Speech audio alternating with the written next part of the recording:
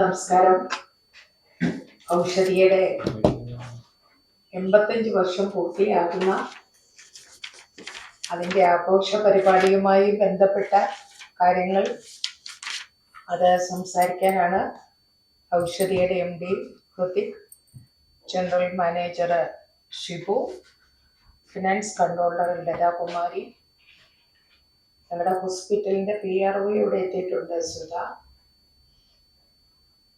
ഞങ്ങളുടെ നാളെയാണ്, കാരണം ഇതൊരു ഷോർട്ട് നോട്ടീസായി, പ്രോഗ്രാം എല്ലാം പൂർത്തിയാക്കുന്ന മുറയ്ക്ക് മുഖ്യമന്ത്രി വന്ന് 85 വർഷം പൂർത്തിയായ ഔഷധിയുടെ ആഘോഷ പരിപാടികൾ ഔപചാരികമായി ഉദ്ഘാടനം ചെയ്യാം എന്നായിരുന്നു പറഞ്ഞിരുന്നത്.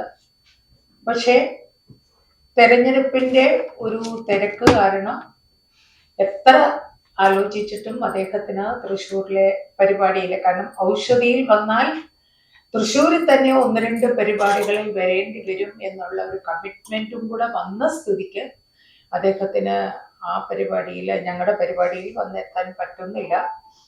അങ്ങനെ ഞങ്ങളുടെ പരിപാടി ഇവിടുത്തെ MLA മന്ത്രി ശ്രീ രാജനും അതുപോലെ ആരോഗ്യമന്ത്രി വീണ ജോർജും ആണ് അധ്യക്ഷത വഹിക്കുന്നതും ഉദ്ഘാടനം ചെയ്യുന്നതും. കൂടുതൽ നോട്ടീസൊക്കെ എല്ലാം ഇന്നലെ വൈകുന്നേരമാണ് തീരുമാനമായതും ഒക്കെ, ഫൈനലായില്ല എന്നിട്ട് പോലും. പക്ഷേ ഇനി എപ്പോഴാ തെരഞ്ഞെടുപ്പ് പ്രഖ്യാപിക്കാന്ന് അറിയില്ലല്ലോ. അതേപോലെ തന്നെ പത്രപ്രവർത്തകരെ കഴിഞ്ഞ ഒരു 4.5 വർഷത്തിന് മുമ്പ് ഞങ്ങൾ എല്ലാവരെയും ഔഷധിയിലേക്ക് ക്ഷണിക്കുകയും ഔഷധി വന്ന് കാണണം, ഔഷധിയെക്കുറിച്ച് കൂടുതൽ അറിയണം, ഞങ്ങളോടൊപ്പം ഒരു ഭക്ഷണം കഴിക്കണം എന്നൊക്കെ ഞങ്ങൾ ആവശ്യപ്പെട്ടിരുന്നു. ഇനിയും നിങ്ങളെ ഞങ്ങൾ വിളിക്കുന്നത് അവിടുത്തെ മോഡേണൈസേഷൻ എല്ലാം ഒന്ന് പൂർത്തിയായി ഔഷധി ഒരു ഫുൾ ഫ്ലെഡ്ജ്ഡ് ആയി കഴിഞ്ഞിട്ട് വേണം എന്നുള്ള ആഗ്രഹം കൊണ്ട് നീണ്ടു പോയതാണ്. നാളത്തെ ദിവസം അതിലൂടെ പ്രയോജനപ്പെടുത്തണം എന്നുള്ള ഒരു റിക്വസ്റ്റും കൂടെ ഔഷധിക്ക് വേണ്ടിയിട്ട് നിങ്ങളോട് പ്രത്യേകമായി ഒരു ക്ഷണമായി ആവശ്യപ്പെടുകയാണ്. കാരണം അന്ന് നിങ്ങൾ കണ്ടിട്ട് പോയ ഔഷധിയും ഇന്ന് നിങ്ങൾ നാളെ കാണുന്ന ഔഷധിയും തമ്മിലുള്ള ആ ഒരു വ്യത്യാസം നിങ്ങൾക്ക് നാളെ വരുമ്പോഴാണ് കൂടുതൽ മനസ്സിലാവുക. കാരണം ഔഷധി എന്ന് പറയുന്നത് കേരള ഗവൺമെന്റിന്റെ സ്ഥാപനം എന്നതിനുപരി തൃശ്ശൂരിന്റെ ഒരു അഭിമാനം കൂടിയാണ്. അങ്ങനെയുള്ള സ്ഥിതിക്ക് അവിടെ ഇത്രയും നന്നായി പ്രവർത്തിക്കുന്ന ഒരു പൊതുമേഖലാ സ്ഥാപനം, ഒരു ഗവൺമെന്റ് സ്ഥാപനം ഇത്ര അച്ചടക്കത്തോടു കൂടി ഇത്ര മാത്രം ജനങ്ങളുടെ ഒരു വിശ്വാസം, കാരണം അവിടെ പ്രൊട്ടക്ഷൻ ആണ് ഉള്ളതെന്ന് നിങ്ങൾക്കറിയാം. മരുന്ന് ആയുർവേദ ഉൽപാദനം എന്ന് പറഞ്ഞാൽ അത് വളരെ സ്ലോ ആയിട്ടാണ് അതിന്റെ ഇഫക്റ്റ് വരിക. പക്ഷെ പ്രമേഹ ഔഷധി പോലെയുള്ള മരുന്നുകൾ ആണെങ്കിൽ പോലും, ഏത് മരുന്നാണേലും അസുഖം മാറണോ ഔഷധിയുടെ മരുന്ന് കഴിക്കണം എന്ന് പറയുന്ന ഒരു വിശ്വാസത്തിലേക്ക് കേരള ജനത വന്നെത്തി എന്ന് പറയുന്നത് ആ സ്ഥാപനത്തിനുള്ള ഏറ്റവും വലിയ ഒരു അംഗീകാരം തന്നെയാണ്. നാളെ ഉദ്ഘാടനം ചെയ്യപ്പെടുന്നത് ഔഷധിയുടെ പ്രവേശന കവാടം, അതായത് ഒരു 85 വർഷത്തിന്റെ ഒരു മോണുമെന്റ്സ് എന്നുള്ള നിലയിൽ ആണ് ആ പ്രവേശന കവാടം തയ്യാറാക്കിയിരിക്കുന്നത്. അതുപോലെ ഔഷധിയിലെ നവീകരിച്ച റോഡുകൾ മുൻപുണ്ടായിരുന്നതിൽ നിന്നും വളരെ വ്യത്യസ്തമായി അവിടുത്തെ പ്രവർത്തനങ്ങൾ മുന്നോട്ട് കൊണ്ടുപോകാനും അവിടുത്തെ തൊഴിലാളികൾക്കായാലും അവിടെ വരുന്ന സന്ദർശകർക്കായാലും ഏറ്റവും കൂടുതൽ പ്രയോജനകരമാകുന്ന വിധത്തിൽ അവിടുത്തെ റോഡുകൾ നമ്മൾ നവീകരിച്ചിട്ടുണ്ട്. പിന്നെ അത് അർക്ക പ്ലാന്റ് എന്ന് പറയുമ്പോൾ നമ്മുടെ കണ്ണ് സംബന്ധമായിട്ടാണ്. അതൊരു ആയുർവേദ രംഗത്ത് ഒരു വിപ്ലവം തന്നെ ഈ പ്ലാന്റുകൾ അതിൻ്റെ പ്രവർത്തനത്തിലേക്ക് കടക്കുമ്പോൾ ഉണ്ടാകും. കണ്ണ് സംബന്ധമായി അത്രയധികം പ്രോഡക്റ്റുകളൊന്നും ഔഷധി ഇതിനു മുമ്പ് വിപണിയിൽ ഇറക്കിയിട്ടില്ല. ഈ പ്ലാന്റുകളുടെ ഏറ്റവും നൂതനമായ യന്ത്ര സാമഗ്രികൾ കൊണ്ടാണ് അർക്ക പ്ലാന്റ് നമ്മളിപ്പോൾ സജ്ജമാക്കിയിട്ടുള്ളത്. ആ നിർമ്മാണ മേഖലയില് അർക്ക പ്ലാന്റിന്റെ പുതിയ പ്ലാന്റിന്റെ പ്രവർത്തന ഉദ്ഘാടനവും നാളെയാണ്. അതുപോലെ ഔഷധി പുതിയതായിട്ട് നമ്മുടെ വിപണിയിലേക്ക് കുറെ ഉൽപ്പന്നങ്ങൾ എത്തിക്കുകയാണ്. നേരത്തെ നമുക്കറിയാം, ഇപ്പൊ ഈ കഷായമായാലും അരിഷ്ടമായാലും അതുപോലെ മുറിവെണ്ണയായാലും ഒക്കെ എന്ന് പറയുന്നത് നമ്മൾക്ക് നമ്മളിങ്ങനെ എന്താ പറയുക, സൊല്യൂഷൻ വലിക്കുപ്പിക്കൊക്കെ ആയിരുന്നു കൊടുക്കുന്നത്. പലർക്കും അത് ഉപയോഗിക്കാൻ ഉണ്ടെന്ന് അഭിപ്രായം പറഞ്ഞിട്ടുണ്ട്. അപ്പൊ അതുകൊണ്ട് ഇതിൽ പലതിനെയും ഗുളിക രൂപത്തിലും ഇതിൽ പലതിനെയും പേസ്റ്റ് രൂപത്തിലും ആക്കിക്കൊണ്ടുള്ളതും അതുപോലെ തന്നെ മറ്റ് പുതിയ ഉൽപ്പന്നങ്ങളും ഔഷധി നാളെ വിപണിയിൽ ഇറക്കുന്നതിനുള്ള ലോഞ്ചിങ് ആണ്. അതുപോലെ ചിമ്മിനി, ഔഷധിയെ സംബന്ധിച്ചിടത്തോളം നമ്മൾ വിചാരിക്കും ഒരു ചിമ്മിനി നിസ്സാരാണോ, അതൊരിക്കലും അല്ല. അതിനെ ലക്ഷങ്ങൾ മുടക്കി അത് ചിമ്മിനി അതിന്റെ പൂർണ്ണ രൂപത്തിൽ സജ്ജമാക്കിയിട്ടുള്ള സാഹചര്യമുണ്ട്. അതും നമ്മൾ നാളെ ഇങ്ങനെ സമർപ്പിക്കുകയാണ്. അതുപോലെ തന്നെ നമ്മുടെ കേരളത്തിൽ എന്നല്ല, നമുക്ക് ഇന്ത്യയിലെ തന്നെ പറയാൻ പറ്റും, നമ്മുടെ ആയുർവേദ മരുന്നുകൾ, അത് അതിൻ്റെ എഴുതിയിട്ടില്ല എന്ന് തോന്നുന്നു. ആയുർവേദ മരുന്നുകള്, ഒരു ട്രീ കണ്ടാല്, ഒരു മരം കണ്ടാല് അത് എന്താണ് അതിന്റെ ഹിസ്റ്ററി, അതെന്തിനൊക്കെ ആ ചെടി നമുക്ക് ഉപയോഗിക്കാം, അതിന് എന്തൊക്കെയാണ് പ്രയോജനങ്ങൾ ഉള്ളത്, അല്ലെങ്കിൽ അതിന്റെ ഉത്ഭവം എന്താണ്, അതിന്റെ ആയുസ് എത്രയാണ്, അങ്ങനെയുള്ള ഒട്ടും വിവരങ്ങളൊക്കെ തന്നെ നമ്മൾ സൂം ചെയ്താല് അവിടെ നമ്മൾ ഡിജിറ്റൽ ആയിട്ട് നമ്മൾ അവിടെ പേസ്റ്റ് ചെയ്തിട്ടുണ്ട്. അത് മാത്രമല്ല, അപൂർവ സസ്യങ്ങൾ, ഒരു സമയത്ത് ഔഷധി നേരിട്ടിരുന്ന ഏറ്റവും വലിയ വെല്ലുവിളി എന്ന് പറയുന്നത്, നമുക്ക് ചില മരുന്നുകളൊക്കെ ഉണ്ടാക്കണമെങ്കിൽ നമുക്ക് നാട്ടിലെങ്ങും കിട്ടില്ല. ആദിവാസികളെ മാത്രം ആശ്രയിച്ചായിരുന്നു നമുക്ക് അത്തരം മരുന്നുകൾ അവരിൽ നിന്ന് നമുക്ക് മേടിക്കേണ്ടി വരുന്നത്. ഈ പറയുന്ന ഈ കലാമിറ്റീസ് വന്നതോടെ, ഈ ഉരുൾപൊട്ടൽ ഉൾപ്പെടെ ഉള്ള കാര്യങ്ങളൊക്കെ വന്നതോടെ വനത്തിൽ തന്നെ നമ്മൾ അറിയാത്ത നിലയിലുള്ള ഒരുപാട് കലാമിറ്റീസ് ഉണ്ടായി. അപൂർവ സസ്യങ്ങളൊക്കെ ഉൽപ്പാദിപ്പിക്കുന്ന മേഖലകളൊക്കെ തകർന്നു പോയി. അങ്ങനെ ഒരു വലിയ വെല്ലുവിളിയെ നേരിട്ടപ്പോഴാണ് ഔഷധി തീരുമാനിച്ചു, ഇത്തരം സസ്യങ്ങൾ നമുക്ക് തന്നെ കൃഷി ചെയ്യുന്നതിനെ പറ്റി ആലോചിച്ചു കൂടെയെന്ന്. അങ്ങനെ ഏറ്റവും നല്ല നിലയിൽ നമ്മുടെ മരുന്നുകളില് മറ്റൊരിടത്തുനിന്നും അതിനുള്ള ഇൻഗ്രീഡിയൻസ് കിട്ടാതെ വന്നാലും നമുക്ക് തന്നെ ഉൽപ്പാദിപ്പിക്കുന്ന ഒരു സാഹചര്യം ഉണ്ടായി. അങ്ങനെ ഏറ്റവും നല്ല ഔഷധ സസ്യ നഴ്സറിയും നാളെ നമ്മള് ഉദ്ഘാടനം ചെയ്യുകയാണ്.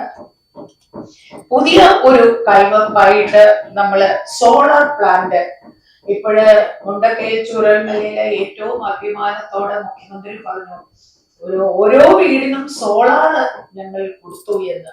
ഇപ്പൊ തന്നെ ഗ്യാസ് പ്രോബ്ലവും നമുക്കെല്ലാം അൺപ്രഡിക്റ്റബിൾ ആയിരിക്കുന്നു.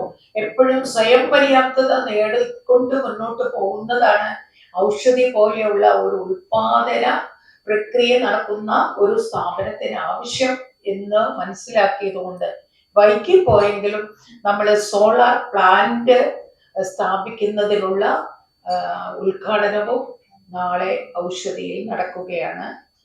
പിന്നെ ഔഷധിയുടെ മ്യൂസിയം, നമുക്കറിയാം ഔഷധി 85 വർഷമായി. ശക്തൻ മഹാരാജാവാണ് ഇതിന്റെ തുടക്കം. അദ്ദേഹത്തിന് മരുന്ന് അങ്ങനെ രാജകുടുംബങ്ങളും എല്ലാം ആയിട്ട് അങ്ങനെ അവർക്ക് വേണ്ടി അവരുടെ ചികിത്സയുമായി ബന്ധപ്പെട്ടാണ് ഔഷധിയിൽ മരുന്നുൽപാദനം ആദ്യം തുടങ്ങുന്നത്. രാജാവിന്റെ അവിടുന്ന് നൽകിയ ഏകദേശം 17-18 ഏക്കറോളം സ്ഥലമാണ് ഇന്ന് ഔഷധിയുടെ ഫാക്ടറികൾ ഉൾപ്പെടെ പ്രവർത്തിക്കുന്നത്. അപ്പൊ ഈ 85 വർഷക്കാലം ഈ ഔഷധിയുടെ ഓരോ സ്റ്റേജസും, വിവിധ മരുന്നുകളെ കുറിച്ച്, അപൂർവ സസ്യങ്ങളെ കുറിച്ച് ഒക്കെ നമുക്ക് വരും തലമുറ ഉൾപ്പെടെ ഏകദേശം 60,000-ഓളം ആൾക്കാരെ ഔഷധി ഒരു വർഷം വിസിറ്റ് ചെയ്യാൻ വരുന്നുണ്ട്. അങ്ങനെ വരുന്നവർക്ക് ഈ മ്യൂസിയം വളരെ ഇൻഫോർമേറ്റീവ് ആയിട്ടുള്ള ഒരു പ്ലേസായി മാറും എന്നുള്ളത് കൊണ്ട് തന്നെ ഔഷധി മ്യൂസിയത്തിന്റെ ചരിത്രവും ഔഷധിയുടെ പാരമ്പര്യവും വിളിച്ചോതുന്ന ഒരു മ്യൂസിയവും നാളെ നമ്മൾ അതിൻ്റെ പ്രവർത്തനങ്ങൾക്കും നാളെ തുടക്കം കുറിക്കുകയാണ്. അപ്പൊ ഇത്രയും കാര്യങ്ങളാണ് ഔഷധി നാളെ എനിക്ക് തോന്നുന്നത് ഏകദേശം ഒരു 10ഓളം പുതിയ കാര്യങ്ങൾക്ക് നാളെ ഔഷധി തുടക്കം കുറിക്കുകയാണ്. ഇവിടെ വന്നിട്ടില്ലാത്ത പത്രപ്രവർത്തകരുണ്ട്. നമ്മള് എനിക്ക് തോന്നുന്നത് ഈ 5 വർഷക്കാലം പ്രത്യേകിച്ച് ഔഷധി ഒരു ഭയങ്കര നല്ല ഒരു ബന്ധം ഇവിടുത്തെ തൃശ്ശൂരിലെ പത്രപ്രവർത്തകരുമായിട്ട് പ്രത്യേകിച്ച് നിലനിർത്തിയിട്ടുണ്ട്. നിങ്ങൾ എല്ലാ കാര്യത്തിലും നിങ്ങളുടെ ഒരു സപ്പോർട്ട് അത് ഞങ്ങൾക്ക് ഭയങ്കര ഒരു ബലമായിട്ടുണ്ട്. ഭയങ്കരമായിട്ടുള്ള ഒരു ഇൻസ്പിറേഷൻ അതിൽ നിന്ന് ഞങ്ങൾക്ക് കിട്ടിയിട്ടുണ്ട്. എല്ലാ പരിപാടികളിലും നിങ്ങളുടെ സാന്നിധ്യം ഞങ്ങൾക്ക് ഉണ്ടായിട്ടുണ്ട്. അതുകൊണ്ട് ഞങ്ങളുടെ നാളത്തെ സ്നേഹവിരുന്നിലും നിങ്ങൾ വന്ന് സംബന്ധിക്കണം. നിങ്ങൾക്ക് എത്ര പേർക്കാ വരാൻ കഴിയുക, ഞങ്ങളിവിടെ വണ്ടി അറേഞ്ച് ചെയ്യണമെങ്കിൽ ഞങ്ങൾ അത്തരം കാര്യങ്ങളെല്ലാം ചെയ്യാം. അതും കൂടെ ഇതിൻ്റെ പ്രസിഡന്റുമായിട്ടൊക്കെ ഒന്ന് ആലോചിച്ചിട്ട് ഞങ്ങളുടെ GM-നോട് വല്ലതും ഒന്ന് സംസാരിക്കണമെന്ന്. ഇതൊരു ഔദ്യോഗികമായ ഇൻവിറ്റേഷൻ ആയതുകൊണ്ടാണ് ഒരു പ്രസ് കോൺഫറൻസിൽ തന്നെ അത് പറഞ്ഞത്. ഇത്രയുമാണ് ഔഷധി റിലേറ്റഡ് ആയിട്ടുള്ള കാര്യങ്ങൾ പറയാനുള്ളത്. ഇതിനോടകം 27 കോടി രൂപയുടെ പ്രവൃത്തികൾ ചെയ്തു കഴിഞ്ഞു.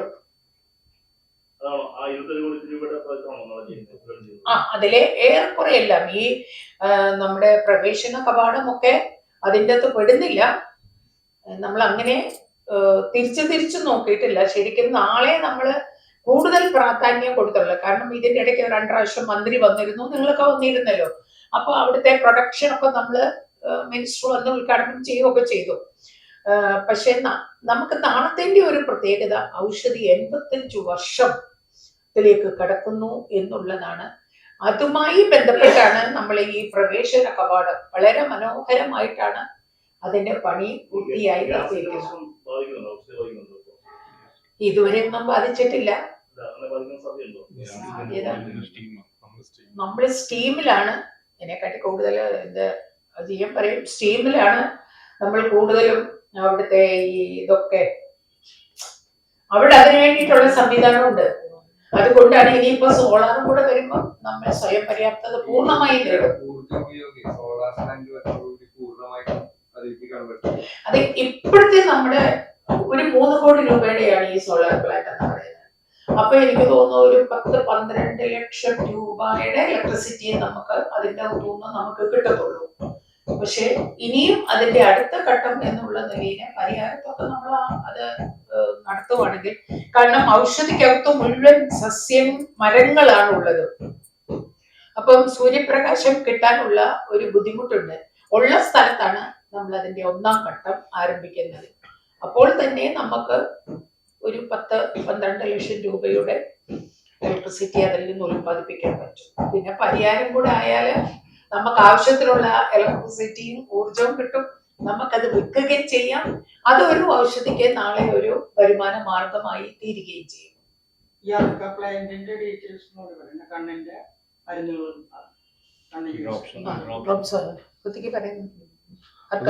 അർക്ക പ്ലാന്റ് എന്ന് പറയുന്നത് കണ്ണ്, ചെവി അങ്ങനെയുള്ള മരുന്നുകൾ ഉണ്ടാക്കുന്ന ഒരു ക്ലീൻ റൂമാണ്. നമ്മൾ അതായത് ഒരു ഓപ്പറേഷൻ തിയേറ്റർ പോലെ വളരെ ക്ലീൻ ആയിട്ട് ചെറിയ അണുക്കളോ ഫംഗസോ ഒന്നും വരാതെ മറ്റുള്ള മരുന്നുകൾ ഉണ്ടാക്കുന്ന പോലെ ഓപ്പൺ ആയിട്ട് ഉണ്ടാക്കാൻ പറ്റില്ല. അതിന് വേണ്ടിയിട്ടുള്ള ഒരു സംവിധാനമാണ് അത് ഉണ്ടാക്കിയത്.